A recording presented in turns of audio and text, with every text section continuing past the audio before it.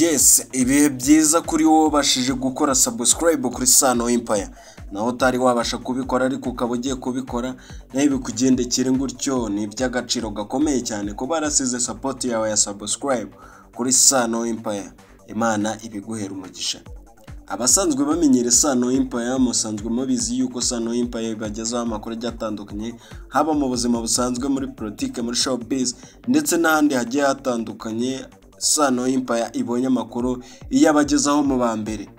Ikuru no munsi rero twanyarukiye muri entertainment, hakaba hari kuvugwamo amakuru ashyushye ariko ari bwibande kuri 1:55 am. Turi bugaruke kuri bano bagabo babiri muri kureba imbere yanyu ndetse n'indirimbo yabo imaze kuba yasohoka ikajya hanze. Iyo ndirimbo murabizi yuko irimo uno muhanzi The Ben ndetse na Kevin Kade, hakiyongeraho Element uri mu bice bibiri, ayirimo nk'umuproducer ndetse akaba anayirimo nk'umuhanzi, kandi akaba yarabikoze neza cyane rwose uno musore, bitewe nuko rwose chorus yaririmbyemo. Iyi chorus iri gukora hit cyane yuko rwose ari iri gutuma ino ndirimbo iri kuzamuka cyane rwose. Chorus yayishyizemo yayongereye uburyohe budasanzwe. Ibyo byo ntago ari byo tugiye kuba twagarukaho, ubwo ikintu tugiye kuba twagarukaho murabizi yuko rwose yuko imbere yuko ino ndirimbo isohoka, uyu The Ben ndetse na Coach Gael murabizi yuko batari bari gucana waka, batari bari kuvugwa rumwe cyangwa se bari bafitanye bifu imaze igihe. Ariko iyi ndirimbo sikosa aho uyu Kevin Kade yashatse yuko yayikorera muri 1:55 am ndetse anayikoranye na The Ben, nyuma hakaza kwiyongeramo Element. Ibyo ngibyo byo ntago tubigarukaho, musanzwe mubizi yuko ariko byari bimeze. Indirimbo rero nyuma yuko bamaze gucoca nyine ibyari byabatanyije, byari bifu, bikaza kuvamo nanone ubushuti bukongera bukubuka, bakongera bakihuza neza. Ubu ngubu rwose indirimbo yarasohotse, iri hanze ariko iri kugenda ikora ibidasanzwe, kuko n'abanyamakuru ba showbiz bavuze yuko bari kugenda bavuga yuko rwose iyi ndirimbo ishobora kuba isereri mu bantu, bitewe nuko chorus Element yabashije kuba yashyiramo yatumye iryoha cyane, ishobora kuba nka Foutetwa. Murabizi yuko iyi ndirimbo nayo yakozwe na Element. Uyu Element akomeje kugenda yanikira abahanzi ndetse bari kugenda bavuga yuko ari